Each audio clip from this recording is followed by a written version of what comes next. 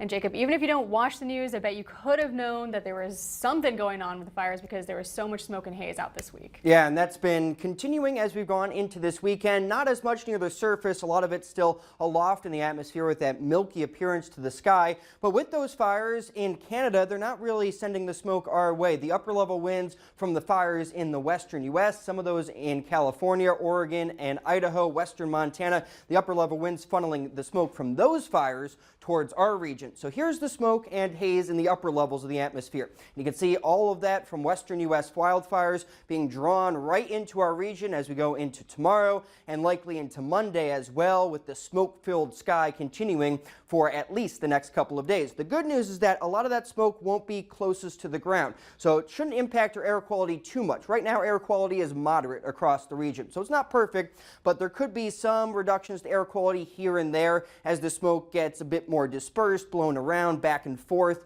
as we go through Sunday and Monday. But right now you can kind of see that hazy appearance to the sky. 92 though in Bismarck, heating up with a south wind gust up to 24 miles per hour in the capital city. 91 in Williston right now with a west wind behind the cold front, but really not cooling off our temperatures all that much. 88 in Minot, but that cold front could be enough to spark a couple of isolated thunderstorms. We're seeing a couple of showers develop near Bison, South Dakota, and just north of Lemon, South Dakota, into the North Dakota side of the border, and that's right along the front. So you could maybe see a bit more development here on this axis from southwest to northeast as we get into the rest of our evening hours. And that's why the Storm Prediction Center has that level 2 outlook for scattered severe thunderstorms possible from Bismarck and through much of eastern North Dakota. This is a conditional thunderstorm threat for seeing severe weather. If the thunderstorms develop, they could turn severe quickly. We're kind of uncertain as to how many storms will develop just because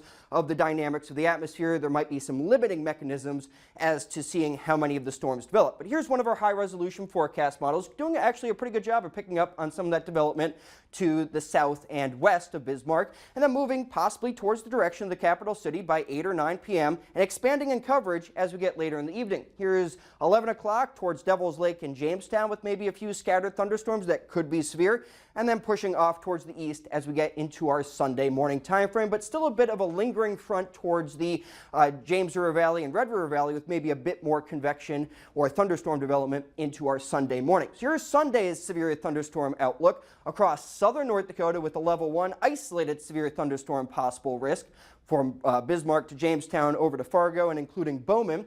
And then Sunday evening with some scattered severe thunderstorms possible in that yellow shaded area from Mobridge over towards Aberdeen, South Dakota. So here's Sunday's outlook. We'll have a mostly sunny sky, but a few storms could actually move into western North Dakota by the afternoon hours and then push eastward. Here's 7 o'clock, some storms possible in the south central part of North Dakota, and then pushing off towards the east. The better severe potential again across the southern tier of our region with a bit more instability and shear for these storms to turn severe, but the storms will be hit and miss with some isolated precipitation amounts on the higher end, but a lot of people will be missing out. Temperatures tonight in the upper 50s and low to middle 60s. And then looking ahead to tomorrow, I don't think we'll see 90s as widespread. Upper 80s for a lot of locations, 88 the high for tomorrow in Bismarck.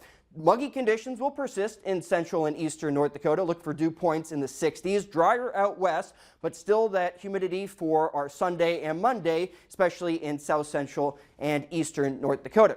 Now, as we look ahead to the dew points even in the longer range, some muggy conditions could persist there. And with the amount of humidity and just a couple more sparks for some storms, we could see a bit more precipitation in southern and eastern locations, but missing out a bit more towards the northwest. Those thunderstorm chances only about 20 to 30% through Wednesday, with temperatures fluctuating from the upper 80s to the low to middle 90s by Tuesday. Tuesday looking at the warmest day of the forecast, but then drying out Thursday through next weekend with still temperatures above normal. And you want to make sure with the heat coming up this week, you stay weather aware and stay hydrated. You got it. All right, thanks, Jake. You're welcome.